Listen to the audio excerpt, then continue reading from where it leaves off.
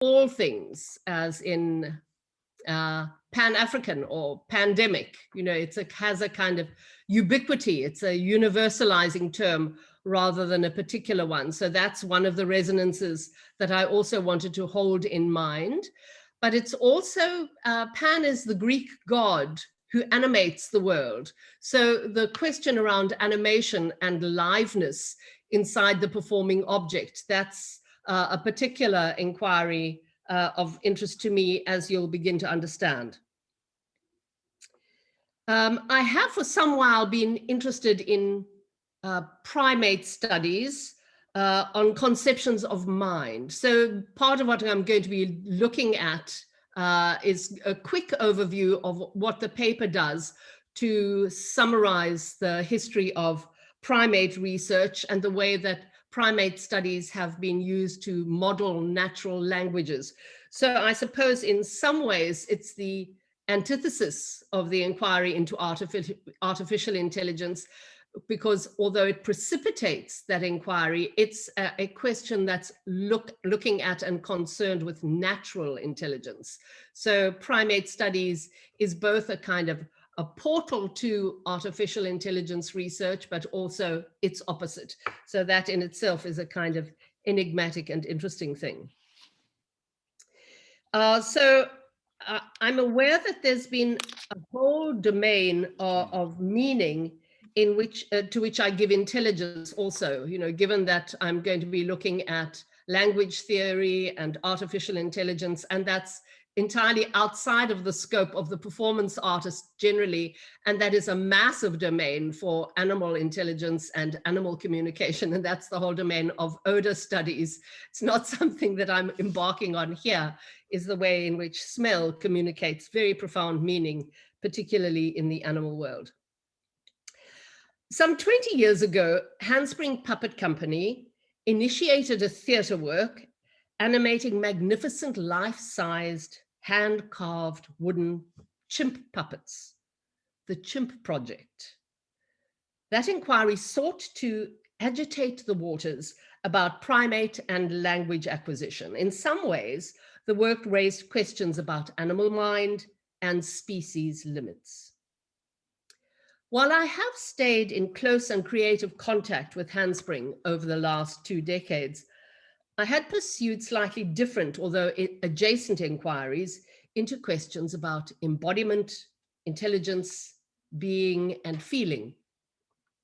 One such project was in the form of a novel that I wrote about the first human heart transplant, an event which was, some of you will remember, a South African episode of some ambiguous significance. I was and continue to be fascinated by questions that those years, the late 1960s, raised about the notion of brain death. What I did discover was that brain death was invented by a committee convened by the president of the Harvard Medical School as a legal idea only once the heart transplant became a surgical possibility. Up until that point, death was legally the moment at which the heart stopped beating. How to take advantage of the new technique for harvesting hearts unless we altered our idea of liveness. And you can understand all of these questions are on the edge of my inquiry and my interest in both puppetry arts and robotics. I subsequently pursued the classical Cartesian question about matter and consciousness via a human-sized puppet.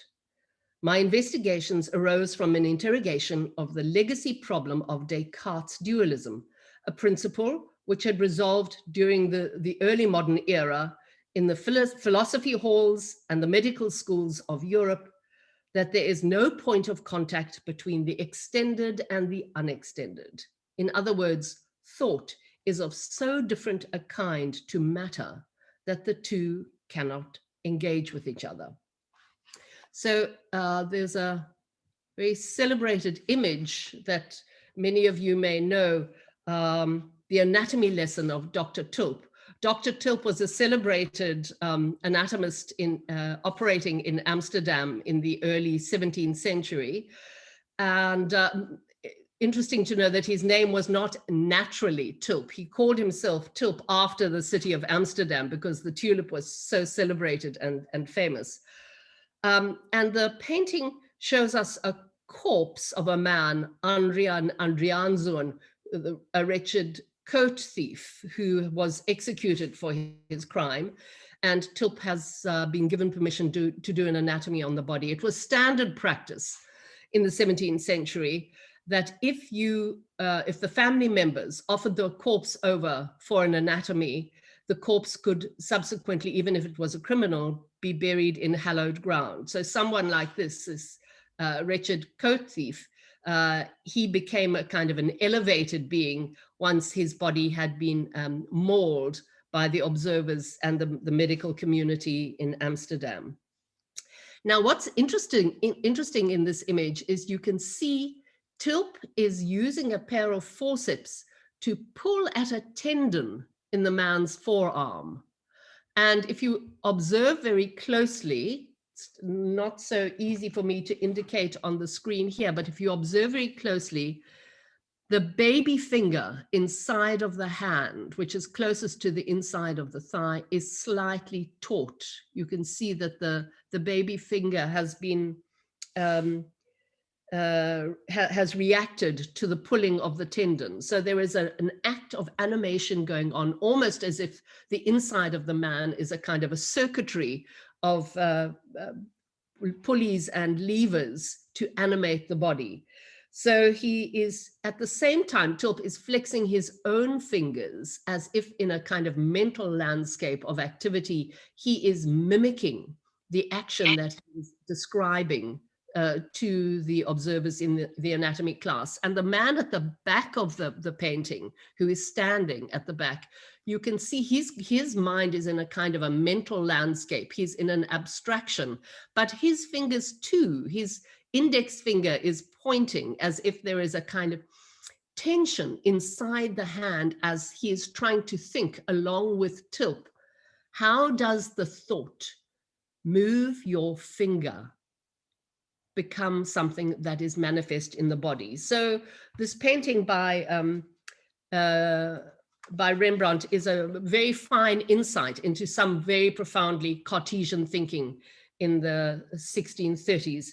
And apparently Descartes is likely to have been at the anatomy because he writes in his diaries at the time that he was wandering up and down the canals of Amsterdam, visiting all of the abattoirs to try and explore where mind and body might come together in the bodies that he was finding at the butcheries along the canals of Amsterdam.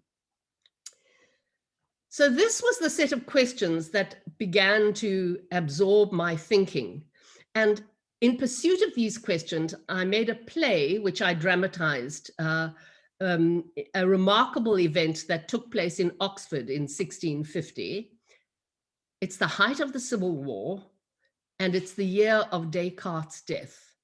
A young working class woman, Anne Green, was hanged for infanticide, and her corpse, like that of all of the criminal classes, was given over to the university to anatomize.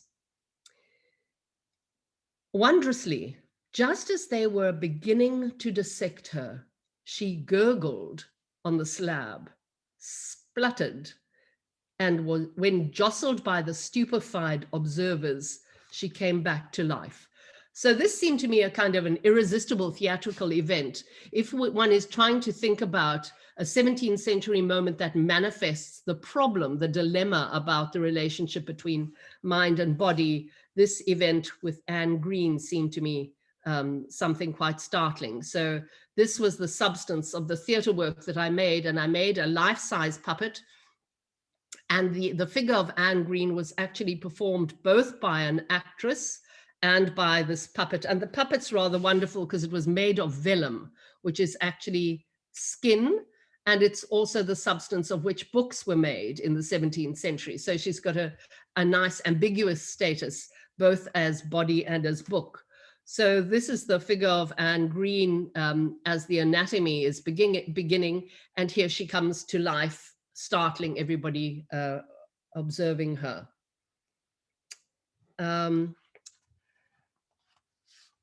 So how do we as audience project liveness into this figure of the puppet? I mean, you can feel yourself in that kind of transition from the supine body to the upright body. One feels as if there is an animating force inside of her. And this became a question of real interest to me. What is it in us as viewers that makes us want to apprehend that this thing which we absolutely know has no consciousness is in fact a thinking being? So here is a marvelous moment. What we started doing was trying to explore ways in which we could conjure the idea that it was the puppet who was taking care of the actress. One of the sleights of hand that also helped enormously with the production was that we used medical prosthetic eyes. And as we all know, the eyes are the windows to the soul. So the fact that she had such compellingly persuasive eyes tends to make us believe that she is a seat of consciousness. So this was a series of real interests and engagements with me. And at the moment, it's something of an out to lunch question and conversation is, what is the status of consciousness? There are philosophers of consciousness like David Chalmers and others who are completely persuaded that we haven't got it right when we think that this is all arising from matter. And Tom Stoppard recently wrote a play, The Hard Problem, in which he wrestles precisely with this, the enigma of the nature of consciousness.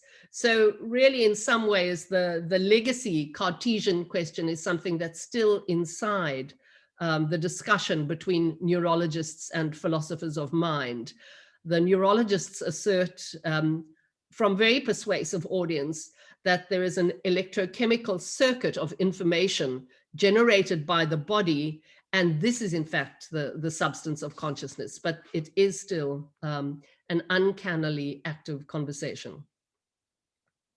Several years ago, I was given one of those chimpanzee puppets from the Chimp Project by Adrian Kohler from Handspring Puppet Company. I had a question that I wanted to ask, which could only be explored through performance. The question was in part about the strange projective logic of puppetry. Why do we take matter as live and filled with affect and thought? How does a puppet live? But the question I wanted to ask was also about the history of primate research and what part that played in the history of AI. In other words, I'd make a small piece of theater that was part performance and part lecture in order to compel an audience into feeling the intelligence that they were observing inside the wooden puppet. At the same time, I could explore the story of primate research. I constructed a lecture which staged the early primate research of Wolfgang Köhler. Köhler observed the chimpanzees he was studying on the island of Tenerife in the business of complex problem solving.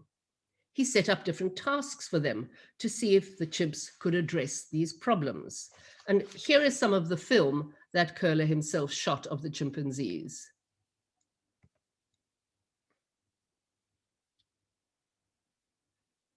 He has strung some baboons over their cave and strewn some boxes and sticks around to see if they can solve the problem by putting together the various different materials to address the dilemma of how to get the bananas down from the string that's above them. There's a really marvelous passage describing this, what is characterized as a torment of the chimpanzees, by J.M. Coetzee in his novel, The Lives of Animals, because the chimpanzees keep on saying, why doesn't he just give me the bananas? It would be so much easier if we transacted that action between us. And Coetzee's argument in the really deft philosophical maneuver is that it's an act of debasement, that what happens to the chimpanzees in this transaction is that they are stripped of intelligent thought and are reduced to purely instrumental reason. It's a very, very clever piece of thinking and writing. So then I construct this lecture about Köhler, and it gave me an opportunity to explore some of Köhler's history, and that in itself has a fascinating articulation with us as South Africans. He worked for 20 years, 20 years after he was at Tenerife. He went to the University of Berlin. And when the Nazis came to power, Köhler wrote for the Deutsche Allgemeine Zeitung what is described as the last anti-Nazi article published openly in Germany under the Nazis. And these are his comments. Nothing astonished the Nazis so much as the cowardice of whole university faculties, which did not consist of Nazis. Naturally, this corroborated the Nazis' contempt for the intellectual life. So it's a very forthright and strong argument. And in 1933, the Nazis insisted that lecturers had to open their talk by giving the Nazi salute. And at one of his lectures, Köhler ironically flipped his hand to his students, and he made these comments, which were recorded at the time. Ladies and gentlemen, I have just saluted you in the manner that the government decreed. I could not see how to avoid it. Still, I must say something about it. I'm a professor of philosophy in this university, and this circumstance obligates me to be candid with you, my students. A professor who wished to disguise his views by word or action could have no place here. You could no longer respect him. He could no longer have anything to say to you about philosophy or important human affairs. Nobility and purity of purpose among the Germans are goals for which the National Socialists are working hard. I am no National Socialist. So that kind of modeling of thought inside the inquiry began also to really interest me, because Eugen Fischer, who was rector of the University of Berlin University, had been working doing research with the Dharma in German Southwest Africa. And his research resulted in the legislation that there could be no mixed marriages in German territories, in German colonial territories. And of course, Verwoerd, who then went on to study in Berlin and various universities in Germany, but Berlin was one of them, worked on the blunting of emotions. So there's a very complex articulation of things around feeling and being and thinking inside this question around intelligence and species being.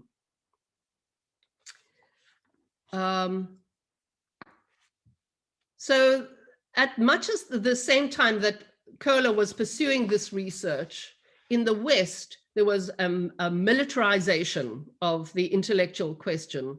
And Norbert Wiener, a very, very brilliant polymath, really extraordinary savant as a child, approached the American government for funding because he wanted to start working on cybernetics, was a field that he was busy inventing, and that was smart technologies, smart missiles. He was convinced that you could use the feedback effect that had been observed in psychological research, where if you put in place various systems and various devices, and a purely material object can respond, relocate itself, read the information about its context, and feed back information that allowed it to behave defensively. So that's the basic principle, a kind of a feedback mechanism that is the basis behind cybernetics.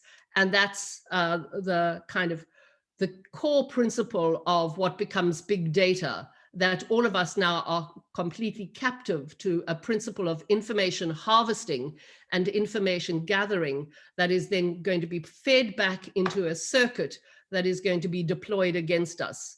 And here's a very compelling comment from Norbert Wiener in his Cybernetics or Control and Communication in the Animal and the Machine. He says, there are those who hope that the good of a better understanding of man and society, which it offered by this new field of work, may anticipate and outweigh the incidental contribution we are making to the concentration of power. I write in 1947, And I'm compelled to say that it is a slight hope. So there's a marvelous ambiguity there. Wiener knows on the one hand that the research he's engaging in is precipitating us into a circumstance of this massive asymmetry in the distribution of power, but that was the kind of deadly contract that had been made inside the kind of the cybernetic inquiry. And that's the kind of relationship that we have with big data. Ironically, even Alan Turing had characterized the human brain, the infant human brain, as an unorganized machine that required organization through interference training. So this whole principle of feeding back into a loop through a circuit is going to govern many, many spheres of research from the 40s on. And there was a series of extraordinary conferences in the States. The Josiah Macy Jr. Foundation funded a whole series of inquiries into the meaning of feedback theory for various different researchers. And sociologists like Bateson and Margaret Mead became completely captive because the results were so stupendous. You could put a camera into a family setting and record an interaction between mother and children, and you could then play this back to the parent afterwards and modify behavior. So there was a whole impulse to govern and school and regulate persons through this kind of feedback effect. And that's the principle that is basically driving contemporary research now through big data. And then finally, just as a last treat, I've got a small piece of film that I made just as an experimental game when I was working on this project on primate research, trying to understand how it is that we know that something that we absolutely apprehend is not alive, is feeling. And so we did a rather wonderful little piano experiment where we had a wooden chimpanzee puppet trying to learn how to play the piano.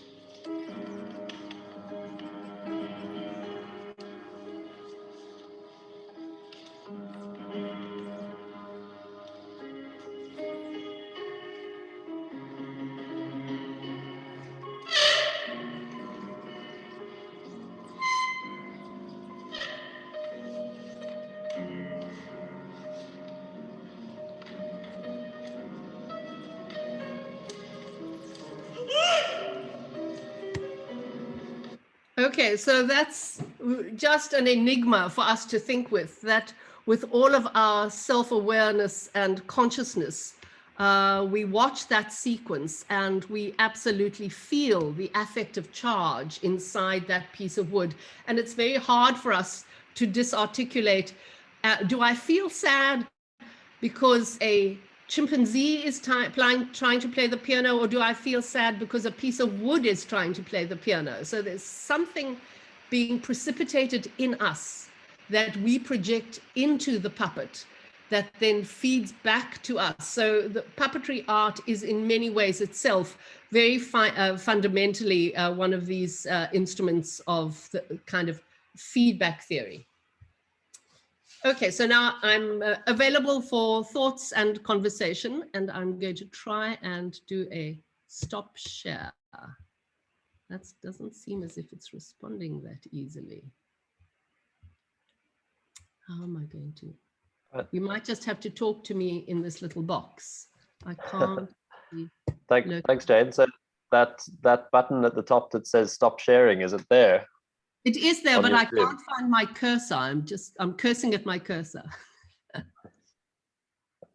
Yeah, hopefully it should appear. There you go. Okay, great.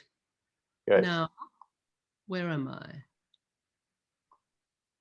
So, yeah, thank you very much, Jane, for that very creative and interesting presentation.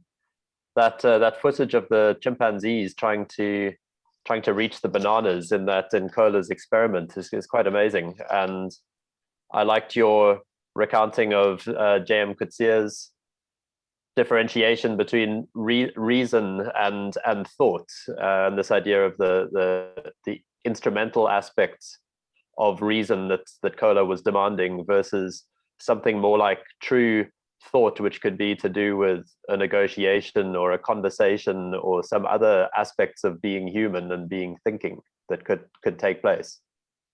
Coetzee writes about it, with a real depth of feeling. And one of the things that was interesting to me is I also discovered that I suspect actually that Coetzee got that event not directly from Kohler, but from Samuel Beckett, who has a very brilliant little 3-minute play, Act Without Words, in which you have a character who gets thrown onto stage and various different things get dropped out of the ceiling, a pair of scissors, a baby palm tree, a box, a jug of water, and so on. And this ridiculous little character has to interact with these things that are coming down out of the sky. And it's just a fragment, just 3 minutes long. And I suspect that, in fact, that Coetzee got the wonder of the Kohler experiment via Beckett, because Coetzee was a very serious scholar of Beckett.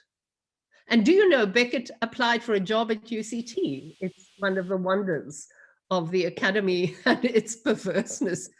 He applied for a job at UCT a number of years ago and was turned down, even though James Joyce was his referee. Wow.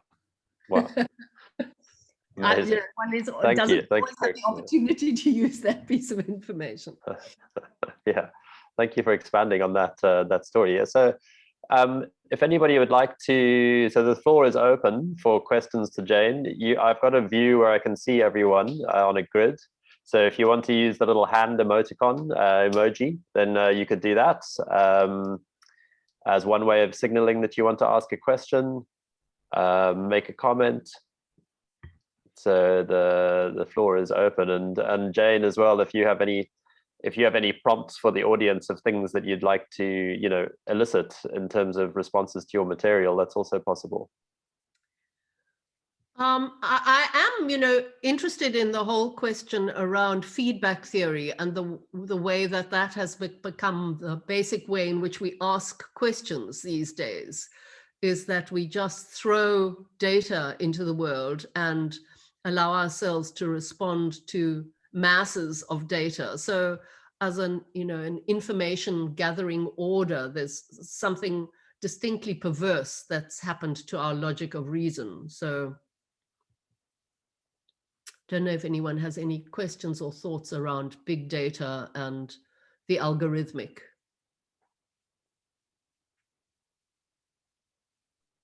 Well, I see Rachel Adams is in the audience, and Rachel, I imagine you might have some thoughts about that topic. Hi, hi Jane. That you always blow me away, and I think a few of us always need a few minutes to rest and to think after such. It's so thought-provoking. But Ralph, thank you. I mean, I've been looking at this idea of artificial intelligence and all that it might mean and all that it claims not to mean, in part with Jane over the past few years. And something of what strikes me and what Jane explores in such complex and nuanced ways is the way in which we must engage with how we are to see ourselves reflected in these machines that purport to copy us in some way.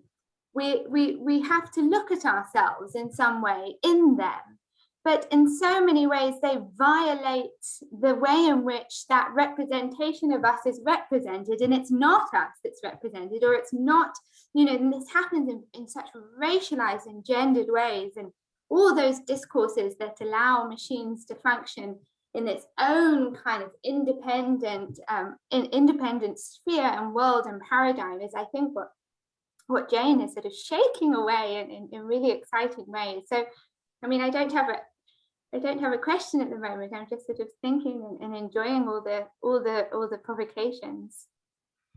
No, I'm delighted to have you inside the conversation, Rachel. And, it is something that I know you and your cohort have been thinking about very seriously, all of the kind of racial coding of recognition softwares and all of those things, the sort of profiling that's implicit in the ways in which these things are designed. And, the stripping out of complexity from the world. So that's also one of the reasons why I'm interested in the idea of pan. If we can find some way of getting back to a sense that the questions that we want to explore are about a kind of an infinite proliferation of forms rather than to a kind of unified field of meaning. We all know that while there is a species that is a pan-troglodyte, no two chimpanzees are the same. And so all of that flattening out of difference that we seem so hideously prone to as a species, that's really is how to take that on inside the question of artificial intelligence. How can one design thought that is not predisposed to come up with fixed categories that are brutish?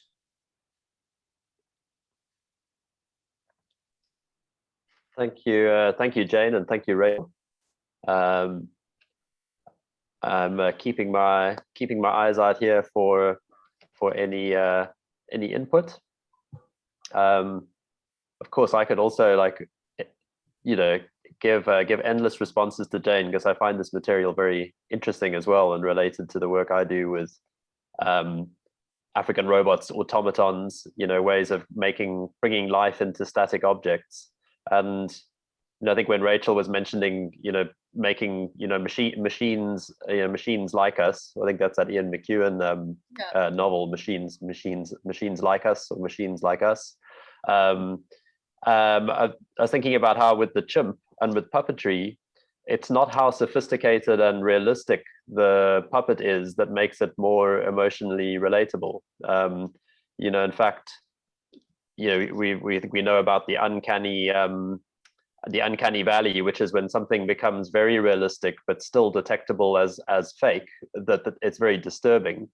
Whereas you could put a pair of eyes on a paper bag and manipulate it, and people would feel an emotional response to it, because it's the story that you're telling with it and the life that you're giving it. And as humans, we seem very susceptible to see life in things, and it's total, like suspension of disbelief. It doesn't matter how realistic it is.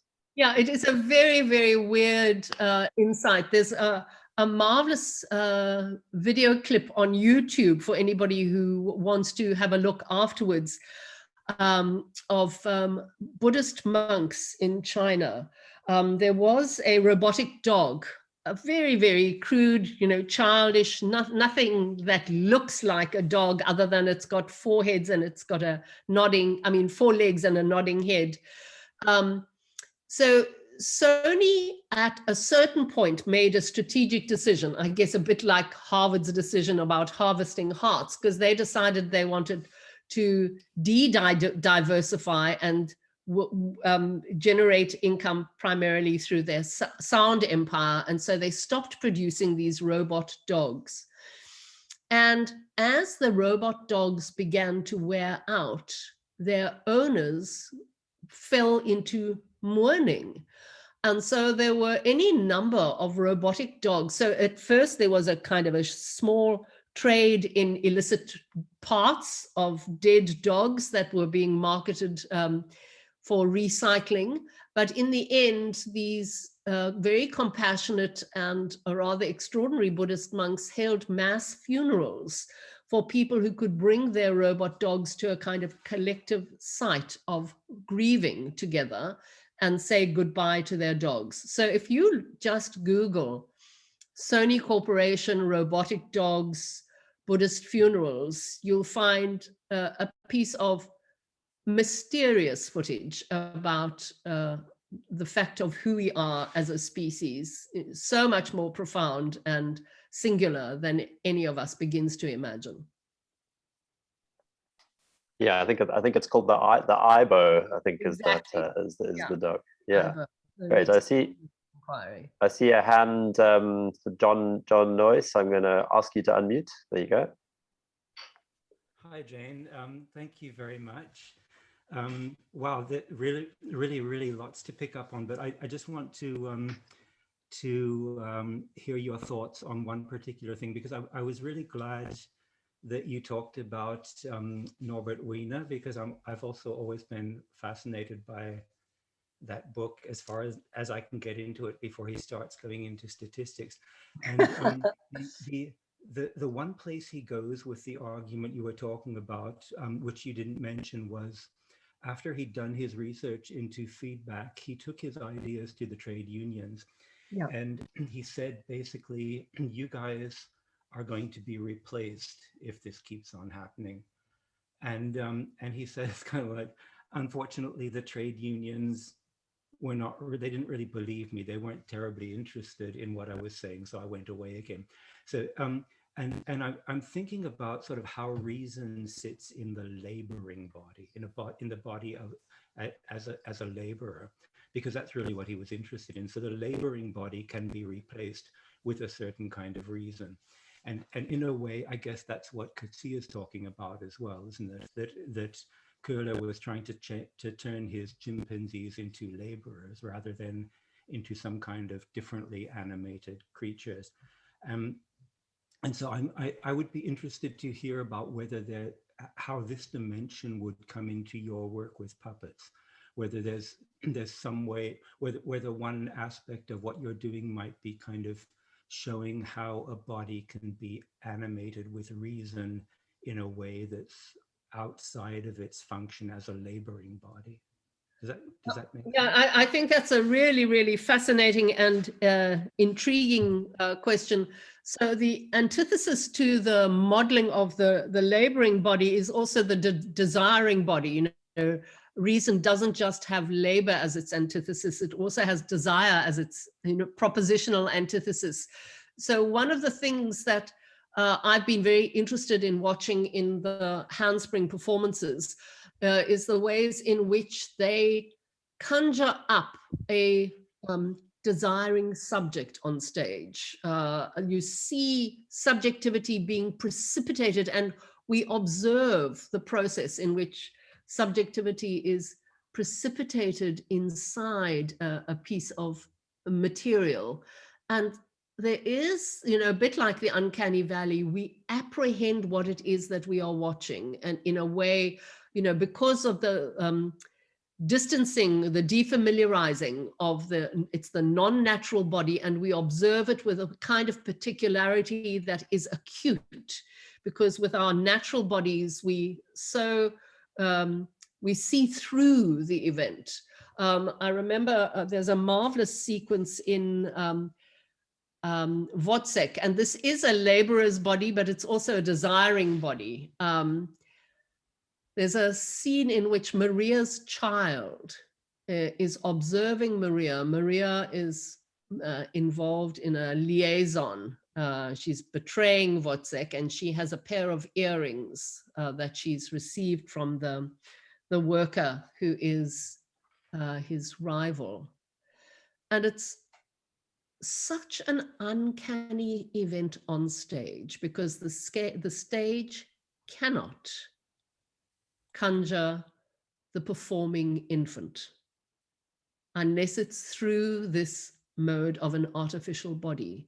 So what you actually get the chance to see is a very, very small infant child observing the triangulation of desire and relation and objectification and so on between Wozzeck and Maria. And we see it through the eyes of a child, through whose eyes we cannot see in the same kind of way. So these are all the kind of strange dissimulations that are going to be happening inside the field of artificial intelligence and artificial aliveness. So John, your question is really, really intriguing to me, and it'll be really fascinating to look at some of the classic texts and see what happens when you put these artificial bodies into those spaces, what becomes manifest and what becomes visible as reason, what becomes visible as desire inside a body that's non-naturalized in that way. Thank you very much, Jane.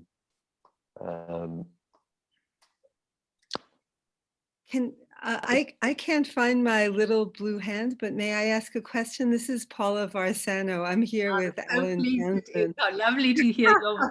Hi, Jane.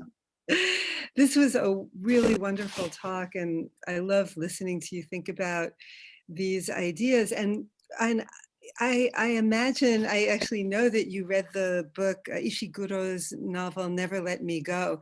And it seems to me that this has a fascinating intersection with these ideas, but coming from almost the mirror image. And I'm wondering if you want to say anything about that. Gosh, I mean, you know, the Ishiguro had a very profound and troubling effect on me, as one can imagine. It's for those of you who don't know the novel, I really recommend almost everything that Ishiguro has written. But this is about a kind of a caste that is being bred to produce organs for transplantation. And you can well imagine how disquieting that was to me because of my own history of inquiry into the heart transplant. So many of these thoughts about others as utilities, you know, that's a very, very disquieting and distressing question that we carry with us as a predator species. You know, it is who we are. There is something in the nature of relation that is about turning others into utilities. And so thinking this through inside robotics and artificial intelligence, you know, I think that's a very profound question. The question about brain death was so striking for me because the moment when I realized that this was the question at the heart of my inquiry was I was watching 2001, A Space Odyssey. And for those of you who may remember it, there's a moment in which Hal, the computer, goes AWOL. He just sort of goes off the wall and begins misbehaving in deep space. And they have to take the memory banks out of the computer. And you hear the computer regressing, and he starts singing Daisy, Daisy, and he starts recalling the factory in which he was created and all this kind of thing as memory unloads itself. And I realized that I was watching a brain death. And I didn't know quite what the sort of relationship of time was inside that arc of exploration. And that's when I first discovered that brain death actually was classified as a legal event after the heart transplants were precipitated. And that scene from 2001 was the first visual archive of a brain death that we saw in the mass media. And so all of these entanglements between responsibility and consciousness, you know, this is such profound matter. And, you know, I'm very, very keen for us to create environments and contexts in which we can think through these questions slowly and in ways that are aesthetically harrowing for us. Thank you, Jane, for that response. I think Ishiguro's latest novel is about a robot companion to a little girl, as far as I know. I know it's been mentioned as reflecting on artificial intelligence as well. I haven't read it yet. I'm so anxious that it will disappoint me that I've kept away from it, because I think the seriousness of the thought is so profound, and I'm concerned that he will have been seduced by the mass question. But I suppose I have to be fair and I have to go and read the damn book. Yeah, let's hear from Rachel. I do really recommend reading it. I won't give away anything, but in his usual style of that very slow and gentle space. But I think he does, if you compare it to Ian McEwan's Machines Like Me, it's much, much more poignant. You get much more to the heart of that affectation towards this non-human being that is at the center of and is central to the living of human beings. Like there's these couple of moments when the robot Clara speaks in very general terms about turning towards the refrigerator to give privacy to the human beings in the room. And as a reader, you're sort of absolutely forlorn at the poor robot that must turn towards the refrigerator, and thinking about that relationship between the robot as a kind of machine and some kind of affinity they might have to a refrigerator, and how we've never kind of thought of given any affectation towards, well, maybe we have in some ways, our refrigerators. But I thought it was beautiful and well worth a read. I'm so thrilled to have the recommendation. I'll go and get it tomorrow. Thank you so much, Rachel. I really admire the work, and that's obviously because at some level Ishiguro has been, an alien inside his citizenship his whole life. So it's that displacement of the soul that's so profound and melancholy in all of the work, that he's no longer at ease in that sense. He's always disquieted by the circumstance in which he finds himself. I will look for it. Thank you. Rachel's description of our empathy for the robot in that situation, and reminding me of what we were speaking about earlier about our propensity to empathize with objects that appear to have some life. There are other narratives, like I'm thinking of the movie Ex Machina. I don't know if you've seen it. It's about that sort of realistic female robot that more or less seduces the researcher into letting her go. But she's a fearsome AI, and it's all pretense. And when you're talking about desire as opposed to labor and so on, it's an AI that's using a human's propensity to feel empathy for something else that appears human or appears lifelike in order to get its own way and get towards its own ends. So it's interesting, that aspect of AI as this fearsome, unhuman entity, and that we could, the seeds of our own demise, if you listen to Elon Musk or those kind of figures, could lie in our tendency to see them as having lifelike or human qualities, when in fact they don't. They only have some of them, and not the ones that would have sympathy for us or would feel empathy. So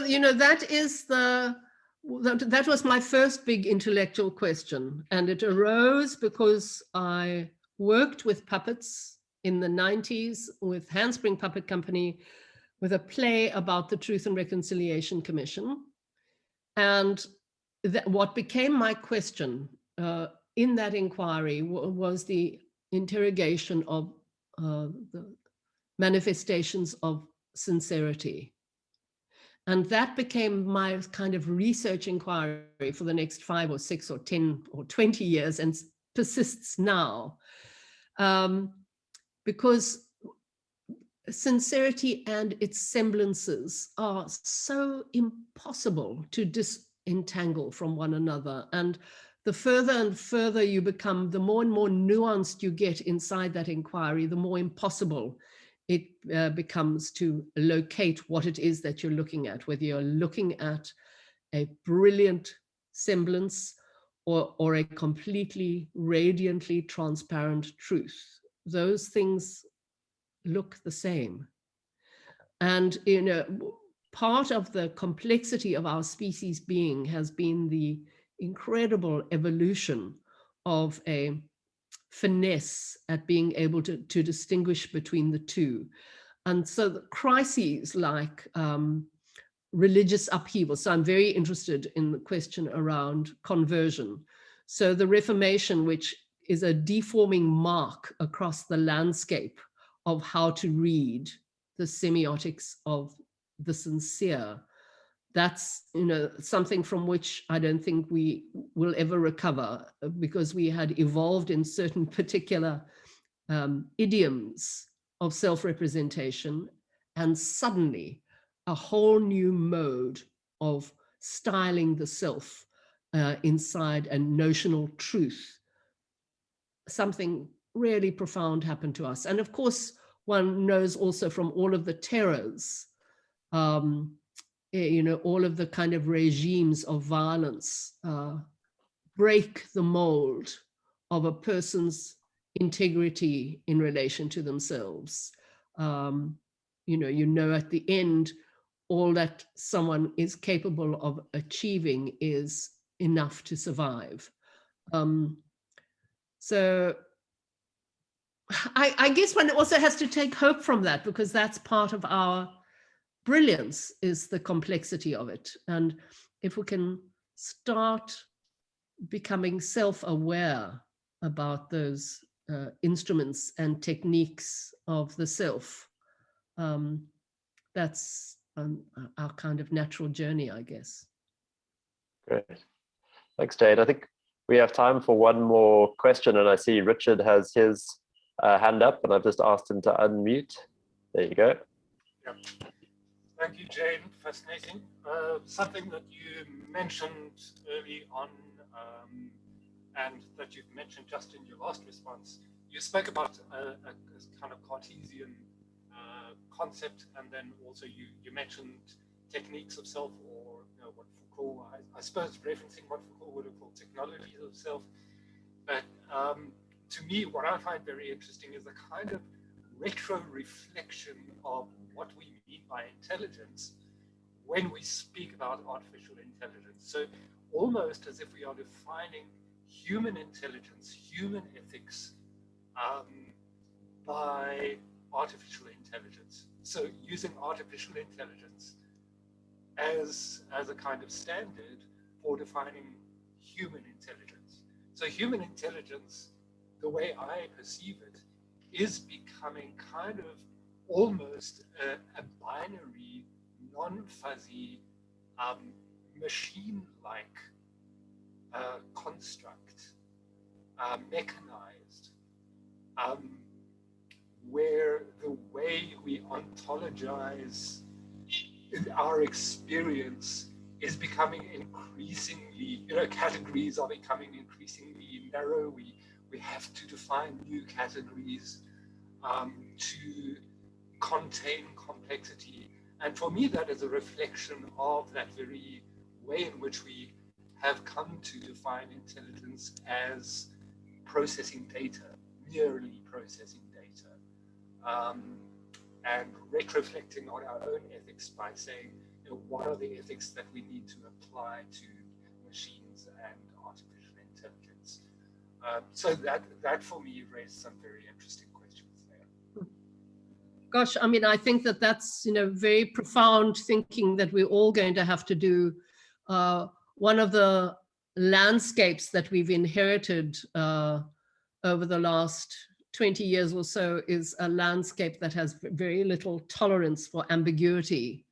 And so this hard-edged, crisp-eyed, reflective intelligence that knows no caution can always strike because it lives inside certainties. There's something very particular about our nuance and our caution about the modes in which we think. And so I think, thank you, Richard. I think that's a very, very significant question for us. Thanks, Richard, and thanks, Jane. So we've just hit 6 o'clock on the nose here, and I think we've had a very enlightening and pleasurable discussion. So thank you very much, Jane, for your presentation and for the discussion, and thanks to the audience for your participation as well. Thanks to Humor for hosting this seminar series. So we'll be back here same time next week. So Thursday. Can I quickly yes, you can. My darling friends who I've not seen for many years, Tony and Jessica and Paula and Alan and John Noyes. I'm completely thrilled to be in a conversation with you. So let's make more use of the Zoom amongst ourselves. Sorry, thank you. Thanks very much. No worries at all, Jane. That's great. I had a similar experience last week. I guess it's maybe some of the upsides of the situation is we're actually connecting in some ways more with people at a distance. So thank you. Thanks again. And next week we have a presentation by Fanny Chabrol, who is talking about the future hospital in Africa. So right on the nose of our ethics of care research strand at Humor. Our Carnegie-funded program that has to do with artificial intelligence in hospitals and the ethics of care. So Fanny Chabrol, next, and I may very well be mispronouncing her surname, but there you go. And that's it. That will be same time, slightly different place, different Zoom link, but same context, the next Attire seminar series. This has been number 5. Thank you very much for being here, and good night. Thank you so much.